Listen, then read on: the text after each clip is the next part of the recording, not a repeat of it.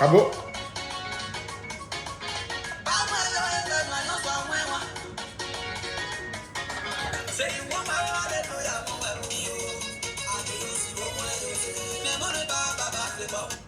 All right, my boy.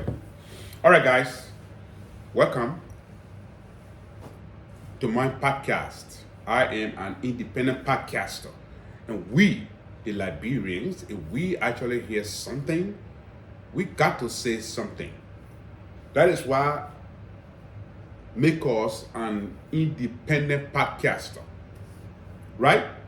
For me, I am not a member of any political party, right? But my podcasting that I do, basically, if the government is doing the right thing, I will promote them. But if the government is not going in the right direction, I will also say it. Liberia is our country. We all are stakeholders for that country. But to develop Liberia, we ourselves have to do this.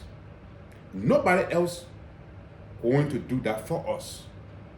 And before we do that, we have to have a person that will take the lead and hold the bull by the horn. Because most Liberians, right after the war, most of the young people have that mindset of rebels. I'm sorry to say, but that's just a fact. I'm not going to sugarcoat it. Now, for Liberia to get back to where it used to be, the pre-war status, a president have to put their feet down to fight corruption, to make sure that we have infrastructure development to go on. Like the roads, the clinic, the schools, the hospitals, the bridges, and you name it. And also to make sure that the country is secure. Those are the basics that we need. Those are the bread and butter issue. Right? And we're also talking about stability of electricity. All of these things. But the reason why I came on here tonight to talk to you about the ongoing event in Liberia. People are politicizing everything. We cannot politicize everything in Liberia. Right? If we take a drastic decision, people will murmur, people will politicize it, people will grumble, people will say all sort of things. But at the end of the day, when it goes well, they're the same people that begin to say stuff against you or say negative things about you or politicize it. Oh yeah, I mean, this is good. My point that I'm making, this president, Joseph Nyema Boakai, is doing everything humanly possible as a president to make sure to bring Liberia to the pre-war status. And people are saying, you've been so harsh on people. You are demolishing land that belong to people, and people are taking land illegally. In the first place, let me just say this. Before you buy a land in Liberia, if I were any of you, I would go through the code. This is the person who is the landlord trying to sell the land told me, but I want to see legal documentation proving that he is the rightful owner of this land. Because I don't want, somebody coming tomorrow with another deed, right? Telling me that he or she is the rightful owner of that land. But by way of crook, in Liberia, they don't want to go through the legal process, right? If the land costs like $2,000 or $3,000, somebody get a fake certificate or a fake deed and say, hey, I'm going to give it to you for $1,000. And you don't want to actually authenticate to find out if this deed or this land was sold to somebody else, or this particular deed that you are giving me, it's not a photocopy, it's legit. Let's check it out in the code. That's what I would do. But most of you acquire property by way of crooks who are just there to actually, be like a leash, because you sold the land to the person for $2,000, and then 2 or 3 years later, you come back and sell it to John Brown. So you sell a particular land to 2 or 3 people. Come on now, who does that? And at the end of the day, the rightful owner comes, and somebody said, well, I bought this land for $1,000, but I don't want anybody else to take it, so I'm going to encroach on it and put a temporary shelter, right? And the owner of that land, probably he bought the land and he was getting a visa, or maybe he came on a diversity visa DV, and he stays here and works and says, okay, now I've made a lot of money, 2 or 3 years, I'm going to go back home. And the next thing you know, somebody built on that land, and you present your deed, and the person come up with that one, a fake deed, then there is a problem. So we should stop doing those things. As Liberian, if anybody want to sell you a piece of property, I want to recommend that you go through the court procedure to legitimize whether you are the rightful owner of that property before you can actually sell it to the person. And let's look at the deeds. Is it legit? You can't just go around selling deeds or selling land to people, and to 2 or 3 people or 4 persons, and you get away with it. And number 2, if anybody who sold a land to 2 or 3 persons on the basis of getting a little handout from them because they don't care, if they find out, that person should go behind bars. That person should go behind bars. So that way it will curtail the crooked behavior in our country. Oh yeah. And I am not happy that people being evicted, from their property because the rightful owner came, or the government is repossessing the land. In the case of Fifth Street, in other areas, demolition going on, right? That, I'm sorry, but the government got to do what they got to do, right? So, people are actually, the Buakai is demolishing people's property all over here. We're waiting for you for 2029. He said, hey, I don't really care. I just want to do the best I can. I'm not going to put, politics over the country. I'm going to put the country I'm going to put the country over politics. If you want to actually vote for somebody else 2029, that's it. But I will do what is right. So, but legacy can live on. We have to make sure that we pave the roads. It was demarcated back then, and it's time for you guys to take out your property, or, we gave you prior notice to get out. Those notices were served that we are coming to actually expand the road, and you got to actually get away, or else make sure you actually take your belongings, because we will demolish, and people are crying. Let me say this, my Liberian people.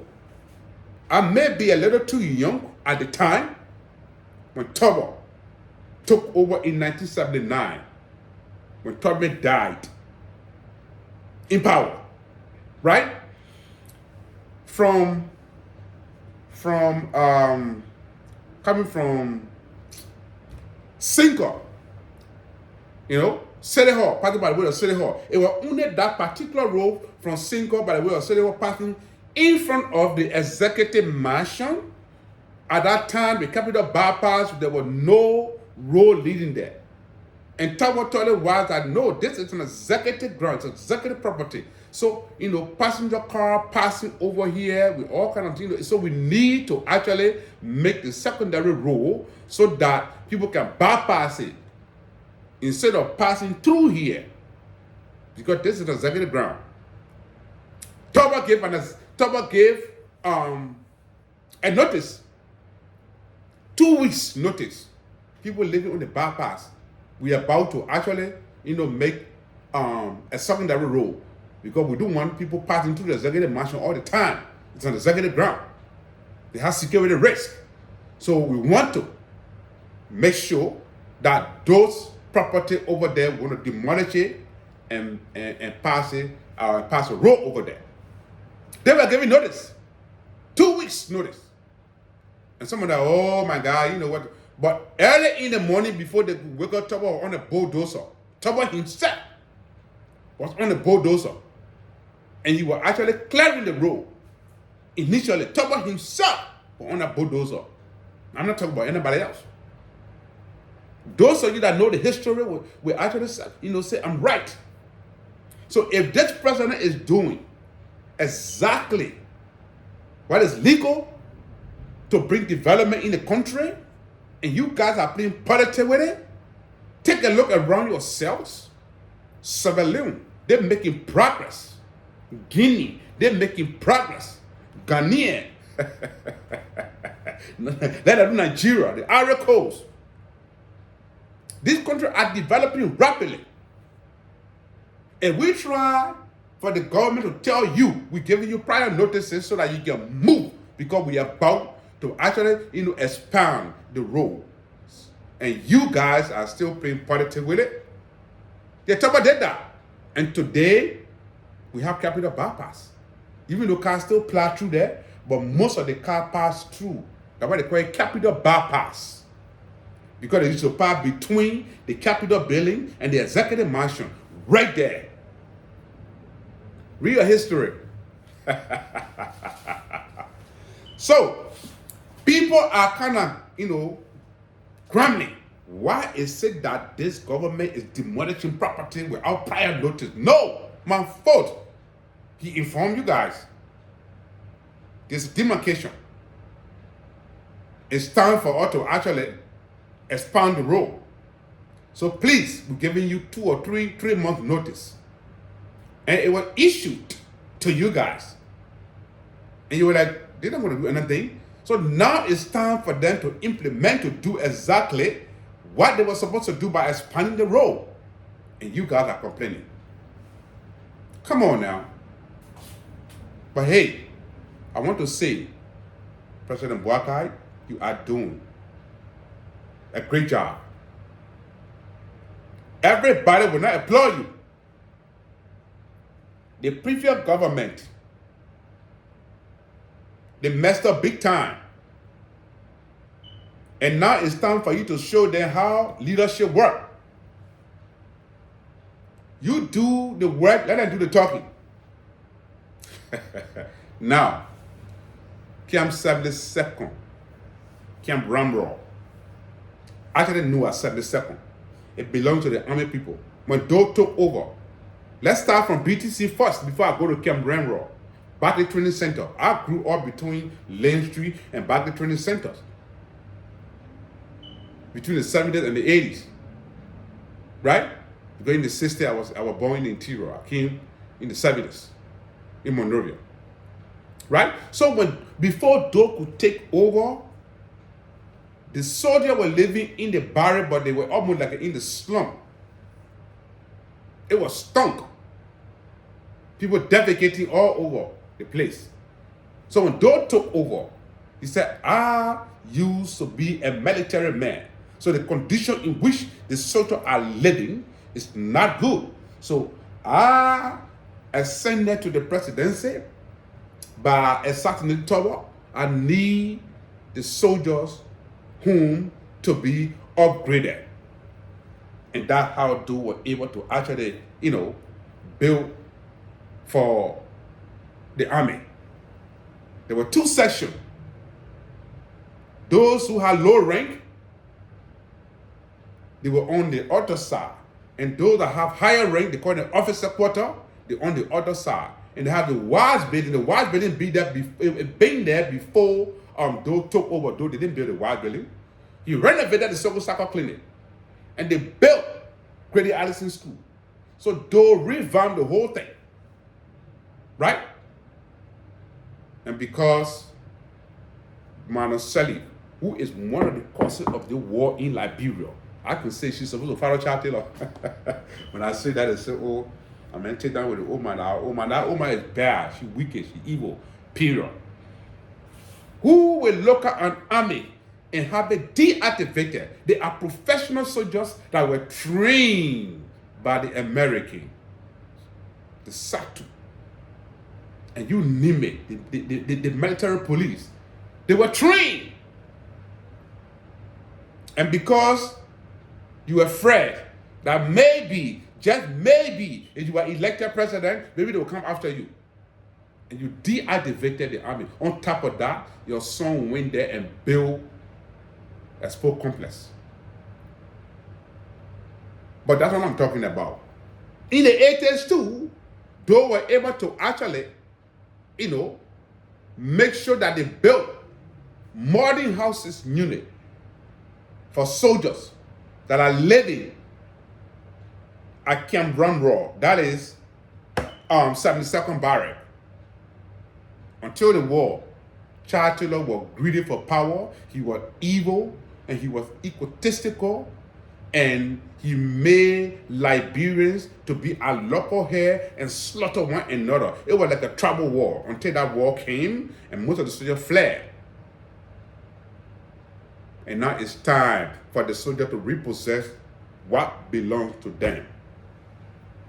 And people are making noise around here, right? So an interviewer trying to interview the president. What would be the fate or any kind of stipend or compensation for those that lost their land?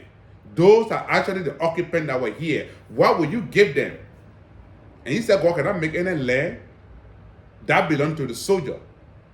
Well, I'm sorry he was so harsh by saying it, but you were right. They belong to the soldiers. The only thing I want to say is that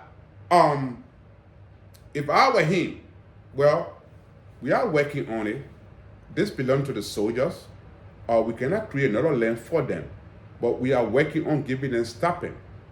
What belongs to the soldier belongs to them. It's a repossession of their property that were taken over by civilians.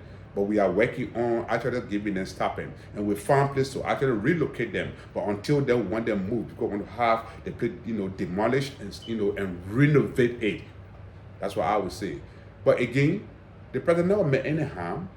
But people are trying to politicize everything. People are politicizing everything the president says. So again, my fellow Liberians, we are all Liberians.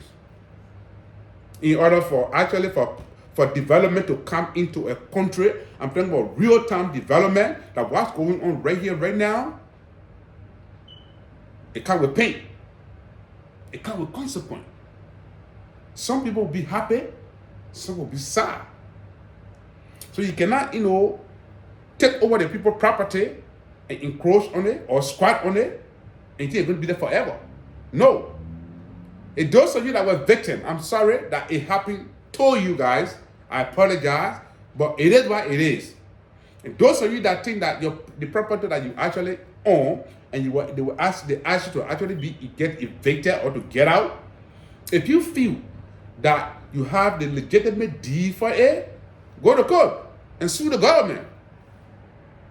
But as far as I'm concerned, Camp Ramrod belongs to the army. And the army might possess what belongs to them. So, Mr. President, if you're watching me right here, right now, my name is Jim Bado Jr. I am an independent podcaster. I have no party affiliation, no political affiliation, but I will always speak truth to power. The next thing, Mr. President, is my appeal. You don't have to if you don't want to. There are still professional and trained army in Liberia that were deactivated, even though there's a new army, and I like that. You have to have, at least high school certificate in order to get enrolled in the army, and that is good. And now I think most of the previous army personnel, probably like 50-50. 50% of them went to school and have high school, certificate, and the 50 there were no, but they were trained.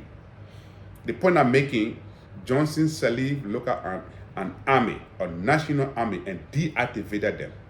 So, Mr. President, my advice to you, if you are making the army personnel to take over Camp 72nd, please make sure that the BTC barrack is being to be renovated and bring some of the old soldiers back, and those young ones, you bring them back and make sure that it be renovated so that you can bring them back because it belongs to them. I know people are still there, but I want you to do additional units, and I want you to actually, those ones that are there, to have them renovated. And those old soldiers, some of them are retired, some of them are still out there. You can mix them up, the train one, they can train the young ones. So we can just put the differences aside. But to deactivate a whole army, because for fear that they will regroup and take you out of power, Manoseli did that. Trust me, Mr. President, if you do this thing, people who are saying, my property was demolished, they may highlight and this and that, I will not vote for you. The same people that when things begin to go back on track, they will be the same people to say, we want you for the second term, despite your age, but you are using your head. Right? Thank you, guys. I just thought to actually add my little voice to the many voices. Right? What do I know? But don't mind me. People can watch me though. But again, I'm Jim Rattle Jr., advocacy and political analyst for Analysis in New Jersey. Thank you, Liberian. Like, we are all stakeholders. I want you to subscribe to my channel. I want you to share, and I want you to like. Subscribe, share, and like. All right? Thank you all so much. May God bless you all, and we are looking forward for more development in Liberia, because I know Liberia is going to be a beacon of hope for West Africa. Trust me. Yes. The trend that this OME is taking, if the tenure is over and the second person take the same trend, I give you 5 years from now, Liberia and Liberians around the world want to go back home. And I know there will be security, there will be running water, there will be stable electricity, and there will be a lot of things going on. Infrastructure development, doctors. It will be like a pre-war startup, and people will go back home to live. Because in this country, the system is built in the way that when you work, you just pay a bill. And before you know it, you get old. I came in this country, I was 32. Right? I was 32. 26 years later, I'm 58. Time goes so far. But again, and what can I know? But don't mind me. I'm knowledgeable though.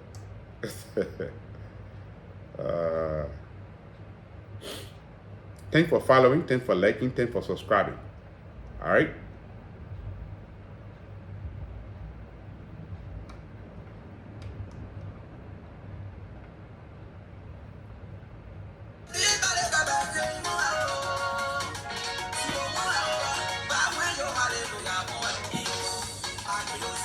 Sorry, I'm not too well, so I gotta do this.